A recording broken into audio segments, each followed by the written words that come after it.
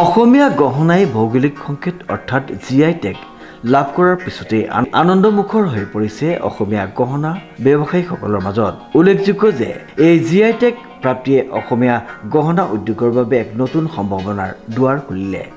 ভৌগোলিক সংকেত টেগ হৈছে এনে এবিধ স্বীকৃতি যি কোনো এখন বিশেষ অঞ্চলৰ উৎপাদিত সামগ্ৰীৰ মৌলিকত্ব নিশ্চিত কৰে। এই স্বীকৃতিয়ে অসমীয়াত উৎপাদিত গহনাৰ গুণগত মান, ঐতিহ্য আৰু বৈশিষ্ট্য সুৰক্ষা প্ৰদান কৰে। অসমীয়া পৰম্পৰাগত গহনাসমূহ বহুকাল ধৰি সমাজৰ সংস্কৃতিক প্ৰতিফলিত কৰি আহিছে। GI টেগ লাভ কৰাৰ ফলত অসমীয়াৰ স্বৰ্ণশিল্পী তথা গহনা উদ্যোগ লাভৱান হ'ব। এই স্বীকৃতিয়ে অসমীয়া গহনাক ৰাষ্ট্ৰীয় তথা আন্তঃৰাষ্ট্ৰীয় বজাৰত এক বিশেষ স্থান দিব আৰু ইয়াৰ জালিয়াতি ৰোধ কৰিব পাৰিব।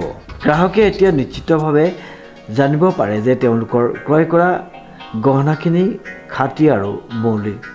বিশেষকৈ ৰঙালী বিহুৰ প্ৰাক্ষণত এনে সুখবৰ অসমবাসীৰ বাবে এক আনন্দৰ পৰিৱেশ।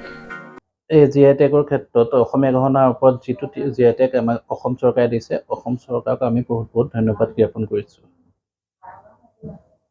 হয়, এই GI টেগৰ দ্বাৰা আমাৰ অসমৰ যিসকল থলুৱা কাৰিকৰ তেওঁলোকৰ যি কাম কৰি ধৰক যে পোহপাল দি আছে, পৰিয়াল পোহপাল দি আছে, তেওঁলোকৰ এতিয়াৰ পৰা আমি সুৰক্ষিত হ'ম বুলি আশা কৰিছোঁহে। যেতিয়ালৈকে চৰকাৰে যিবোৰ বজাৰত মেচিন মেডৰ দ্বাৰা বিক্ৰী হোৱা নকলি সামগ্ৰী বন্ধ কৰিব, তেতিয়াৰ পৰাহে আমি সুৰক্ষিত বুলি ক'ব পাৰি।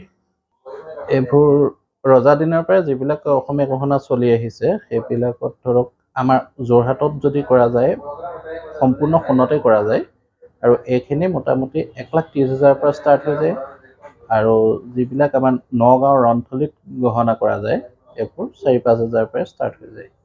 দেখিবলৈ পাইছোঁ প্ৰায় 9 বিধ সামগ্ৰীত অসমীয়া গহনাৰ GI টেগ প্ৰদান কৰিছে। জোনবিৰি, বেনা, দুগদুগী, থুৰীয়া, ঢোলবিৰি। অসমীয়া গহনাৰ লগত মই নিজে আজি 17 বছৰ জড়িত হৈ আছোঁ। মই নিজেও কাম কৰিছিলোঁ, কৰোঁ, এতিয়াও কৰোঁ। অনুপম বৰাৰ ৰিপৰ্ট, নিউজ নাও।